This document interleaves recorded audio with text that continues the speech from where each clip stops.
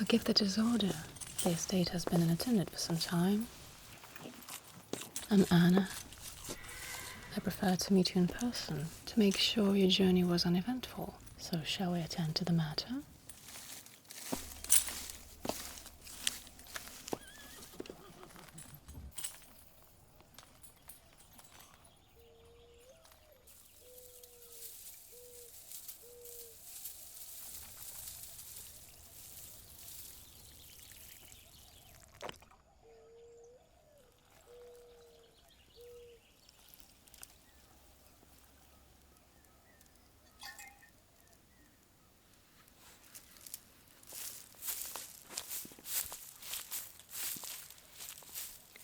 I had expected you later in the day, but this is perhaps for the best. It allows us to look things over at a proper pace. Do sit for a moment. I shall bring something.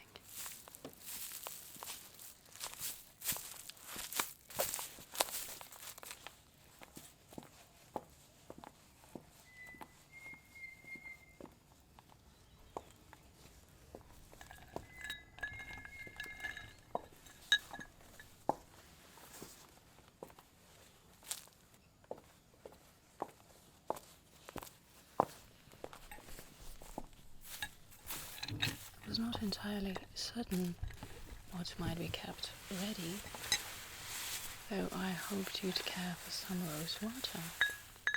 If you don't mind, I'll serve.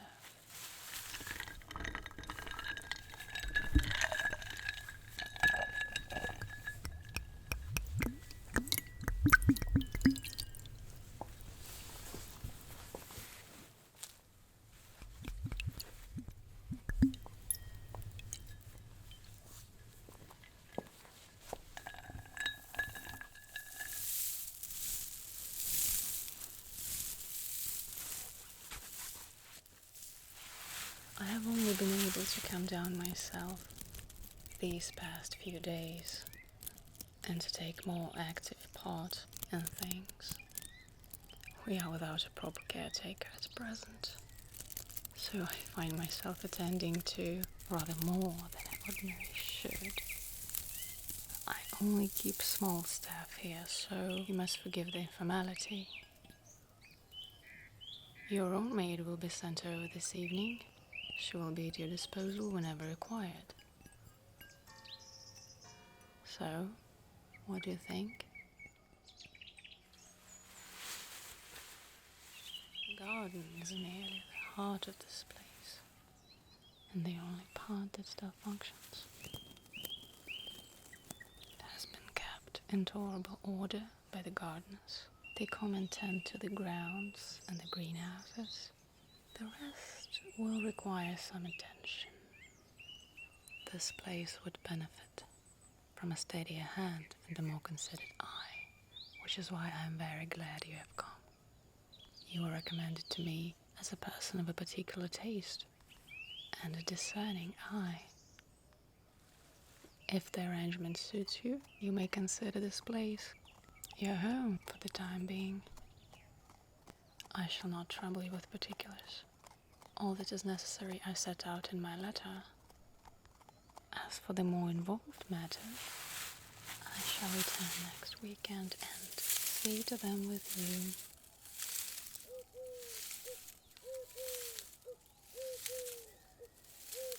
For today, I wish to show you the garden and the conservatory.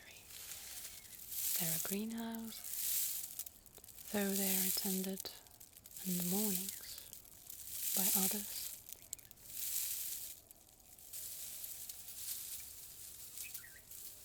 You have gone from Mayholm, have you not?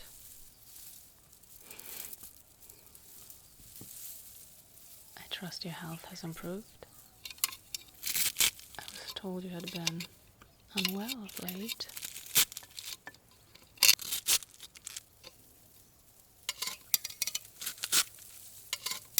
Though I imagine you're not native of Mayholm.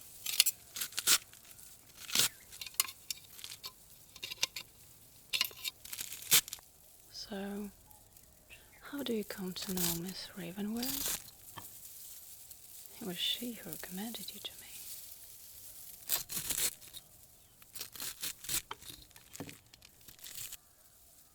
It was also she who mentioned that there is interest in Summerhill.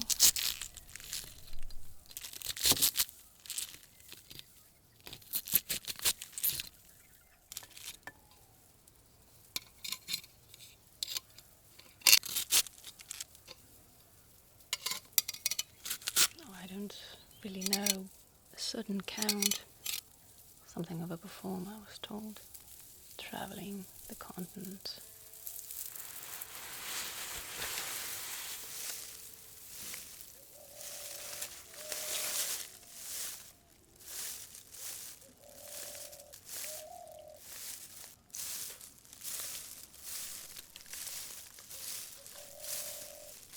I doubt I should have turned my attention to the place just now.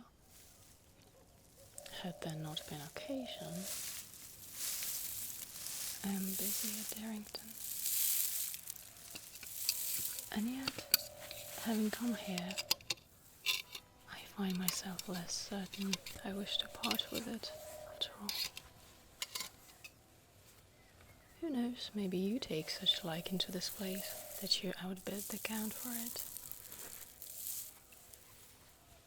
The staff and people around the parish have a habit of talking. They ascribe a certain quality to Summerhill. I will admit, there is something particular about this place. At times, it seems almost more alive than one would expect. Also, this garden gives the strangest dreams. There's a particular wing I should like you to see. I imagine it may suit you for your stay. So this is the conservatory.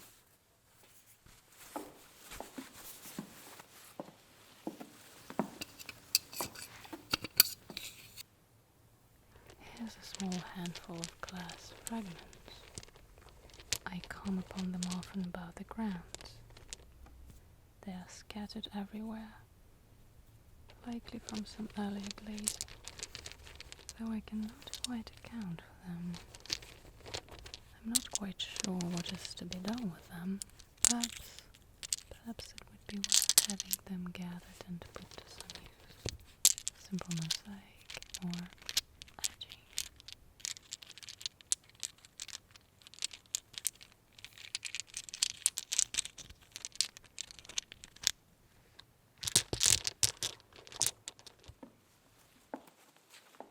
I also have a sample of marble.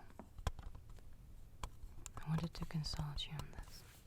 Well, of course, you need to see the drawing room, the facade, the stairs before deciding. Well, I really like the sample, so please let me know if you choose this one.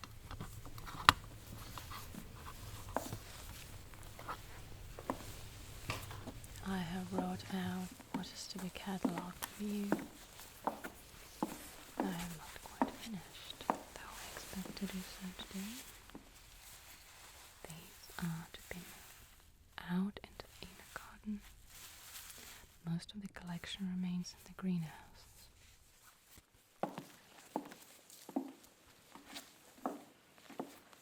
I'm rather particular about the plants at Summerhill, so I thought it best to take them in hand myself. At least until your arrival.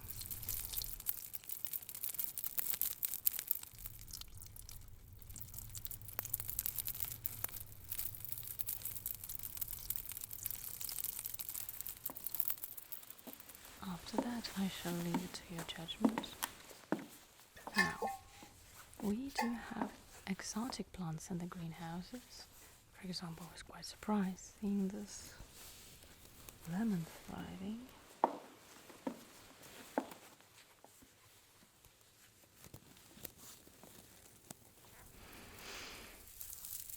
We shall not make trade of it. I think it best if they will give it away. Now, take a look at that. Chandelier, or whatever this is. very old. Let's see if we can do something about it.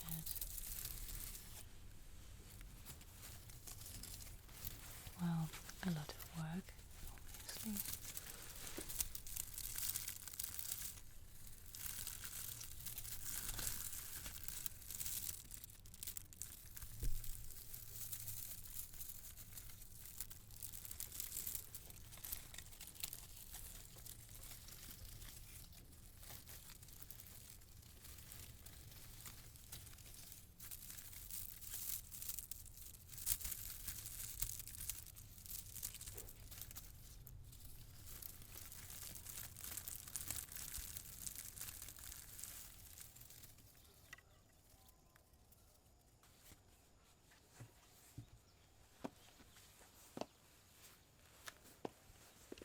What do you make of these flowers? Do you have any particular favorites? Or anything you wish to see more of? I have always had a fondness for wildflowers, and for those that find their way through the paving.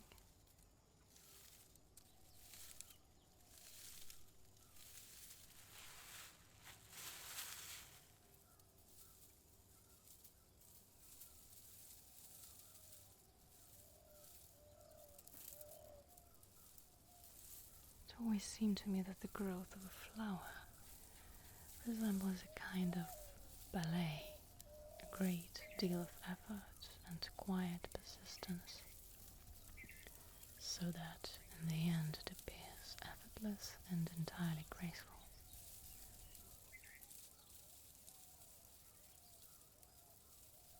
Would you care to rest a while on the chaise while I finish with the catalogues and see to these pots? There's an old mirror. The gardener has some curious name for it. I imagine he has spent rather too much time dozing out here. I'm not quite sure what he meant by it, but there is something rather pleasant in passing a quiet hour in the garden. I have on occasion fallen asleep here once or twice and dreamt of exotic birds, a still pond, and a tree set quite upside down. I shall see to the pots and plants. You may look about the garden.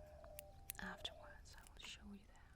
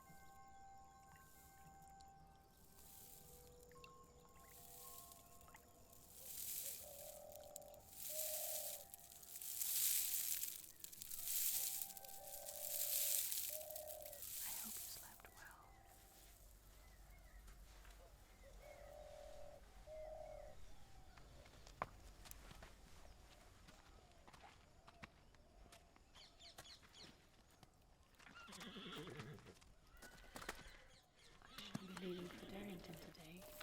I have matters to attend to, and you are at liberty to spend time here as you please.